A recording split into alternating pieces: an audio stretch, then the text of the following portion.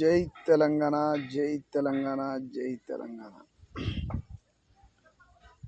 నిన్న జరుగుతున్న సిచ్యువేషన్ చూస్తే అక్కడున్న గ్రామాలు అన్నమో రామచంద్ర మొరమొర కొడంగల్లో మొత్తుకుంటుంటే మా కొద్దులో నాయన ఈ ఫార్మా కంపెనీ మా కొద్దని వాళ్ళు మొత్తుకుంటుంటే కక్షపూరితంగా ఇప్పుడు ఆ జాగాలు తీసుకుంటూ సీఎం గారి వారికి సంబంధించిన వారికి ఆ కాంట్రాక్టులు అప్పచెప్తూ కంపల్సరీ అది చేస్తామని కొడంగల్ను ఆ ఫార్మా కంపెనీ పెడితే ఎంత నష్టపోతారో జనాలు. ఆ ఏరియా ఎంత ఘోరమైన పరిస్థితి ఉంటుందో ఆ కంపెనీ దగ్గర ఎక్కడన్నా కంపెనీల దగ్గర ఉన్నోళ్ళ దగ్గర పోయి అడిగితే తెలుస్తుంది. వద్దని వాళ్ళు మొత్తం దానికి అది దౌర్జన్యంగా లాక్కోవడానికి దౌర్జన్యం చేసుడు, గొడవలు చేసుడు, గొడవలకు ఇది చేసుడు, వీటిని ఇష్యూ చేసుడు అదొక పెద్ద ఇష్యూ అయిపోయింది. ఎందుకంటే కాంగ్రెస్ ప్రభుత్వం చేసేది ఏంటంటే బీఆర్ఎస్ వాళ్ళు అంత చూస్తా ఏం చూస్తావు, అంత కేసు పెడతావు, వాళ్ళ మీద కేసు పెడతావు, జైలు వేస్తావు, తీసుకొస్తావు, బయటకు వస్తారు. రేపు పొద్దుగాల నీ ప్రభుత్వం పోయిన తర్వాత బీఆర్ఎస్ ప్రభుత్వమే వస్తుంది. అందరికీ ఇది నగ్న సత్యం తెలిసిందే. ఇప్పుడు మిమ్మల్ని ఈ కొట్లాటలు డైవర్ట్ పాలిటిక్స్ చేయకండి. ఎందుకంటే మూసినాదే అని చెప్పి ఆ గొడవలు ఈ గొడవలు సృష్టిస్తూ కాలం పబ్బం గడపకండి. ప్రజల కోసం రైతులు ఈరోజు మీరు పల్లెటూర్లలో పోయి ఒడ్లు ఎక్కడ పోసి ఒడ్లు కొనడానికి చాలా ఎంత ఇబ్బందులు పడుతురో తెలుసా. అక్కడ వచ్చే మ్యాచ్ వేరు, మిల్లికాడి పోయి పెడితే మ్యాచ్, ఈడనేమో మ్యాచ్ రాదు, మిల్లికాడి పోయి పెడితే వస్తుంది. ఎంత ఘోరమైన పరిస్థితి. రైతు బంధు వేయలేదు, ఇవన్నీ రైతు బంధు వేయలేదు, రైతు బీమా లేదు, రుణమాఫీ అందరికి వేయలేదు. కొందరు చేసి కొందరికి 100 మందిలో ఒక 50 మంది చేసి 50 మంది వేయలేదు. ఇవి అడుగుతారని చెప్పి ఇది 2000 పింఛను పోయి 4000 చేస్తాను, 4000 లేదు. ఇవి మహిళలకు ప్రతి నెల 1వ తారీఖు 2500 వేస్తాను, అవి వేస్తలేవు. ఇవి మీరు చెప్పినయే. ఈ పథకాలన్నింటినీ డైవర్ట్ చేయడానికి ప్రజలు ఒకటే ఆలోచించాలి. ఖచ్చితంగా ప్రజలు 100% ఆలోచించాలి. రేవంత్ రెడ్డి గారి గురించి రేవంత్ రెడ్డి ముల్లెలు మూసినట్టు అందరు మోస్తారు అనుకుంటాడేమో, కానీ అది తప్పు. నేను మోస్తా, అందరు నా లెక్కనే మోస్తారని అనుకోవడము చాలా పెద్ద పొరపాటు. ఖచ్చితంగా ప్రజలు తిరగబడి తరిమి కొట్టే రోజులు దగ్గరలోనే వస్తాయి. ఎందుకంటే ఎవరు చెప్పాల్సిన అవసరం లేదు. మీరు ఇచ్చిన హామీలు 6 గ్యారంటీల్లో ఇచ్చే హామీలు అవి మీరు అమలు చేసుకోండి చాలా. అంతకంటే ఎక్కువ ఎవరు అడగరు. అవి అమలు చేస్తే మిమ్మల్ని ఎవ్వరేమన్నారు. ఖచ్చితంగా మీరు అమలు చేస్తలేరు కాబట్టి ఇవాళ జనాలు ఎక్కడ పోయినా తిరగబాటు మొదలైంది.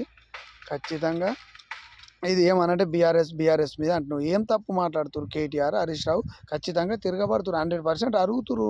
మీరు ఇచ్చిన హామీలకే అడుగుతురు. ఇప్పుడు బీఆర్ఎస్ ఇచ్చిన హామీలకు జనం నమ్మక, కాంగ్రెస్ ఇచ్చిన హామీలకు జనం నమ్మి ఓట్లు వేసిర్రు. ఆ ఓట్లు వేసినందుకు వాళ్ళకి న్యాయం చేయాలి కదా. 6 గ్యారెంటీలు నువ్వే పెట్టినావు. మహారాష్ట్ర పోయి నేను బోనస్ ఇస్తా అంటున్నావు. ఏడ బోనస్ ఇస్తున్నావు? ఎవరికి ఇచ్చినావు బోనస్? ఒక్కరికి ఇచ్చినట్టు బోనస్ ఇచ్చినట్టు చూపెట్టు. ఎలక్షన్లో వడ్లకు 500 బోనస్ అన్నావు. కొత్తగా మళ్ళీ రీసెంట్గా వచ్చి సన్న ఓట్లకే బోనస్ అన్నావు. సన్న ఓట్లు ఎవడు అమ్ముతాడయ్యా? ఎవడమ్మడు సన్న ఓట్లు? అది గుర్తుపెట్టుకో. సన్న ఓట్లు ఓన్లీ ఎవరింటికి వాళ్ళు తినడానికి మాత్రమే పెట్టుకుంటారు. ఎందుకంటే దొడ్డోడ్లు 10 క్వింటాళ్ళు అయితే సన్నోడ్లు 5-6 క్వింటాళ్ళు అవుతాయి. ఎవడు నష్టపోవాలని చూడరు రైతు. అది మెయిన్ ఇంపార్టెంట్. ఒకప్పుడు మీరు అపోజిషన్లో ఉన్నప్పుడు కూడా మాట్లాడిన మాటలే అది. ఇవన్నీ డైవర్ట్ చేయడానికి మూసినది ప్రక్షాళన అంటావు, ఫార్మా కంపెనీ అంటావు, ఇది నా టైలరే అంటావు. మూసినదేమో హైదరాబాద్ నుండి పాపం ఇండ్లన్నీ హైదరాబాద్లో గులగొడుతుంటే పోయి నల్గొండలో పాదయాత్ర చేస్తా అంటావు. ఇది టైలరే అంటావు. ఆ టైలర్ ఏందో నువ్వు హైదరాబాద్ మూసినది పక్క పోనీ నీకు టైలర్ ఏందో అది చూపిస్తారు జనాలు అక్కడ. నువ్వు పల్లెటూరులో పోనరా, అక్కడ చూపిస్తారు జనాలు. నువ్వు ఒక దగ్గర ఉంటే ఓ దగ్గర పోయి చేస్తే ఇది అంటారు. హైడ్రా పెట్టి ఎంత నాశనం అయిందో తెలుసా జనాలకు. కాంగ్రెస్ కార్యకర్తలు కావచ్చు, కాంగ్రెస్ పెద్దలు కావచ్చు, బీఆర్ఎస్ నాయకులు కావచ్చు, ఎవరికైనా ప్రతి ఒక్కరికి నాయకులు పక్క పెడితే జనాలు ఎంత నష్టపోతారు హైడ్రా వల్ల. అదొక్కటి అర్థం చేసుకో రేవంత్ రెడ్డి గారు, సీఎం గారు. ఎందుకంటే హైడ్రా వల్ల రియల్ ఎస్టేట్ మొత్తం సంకనాకిపోయింది.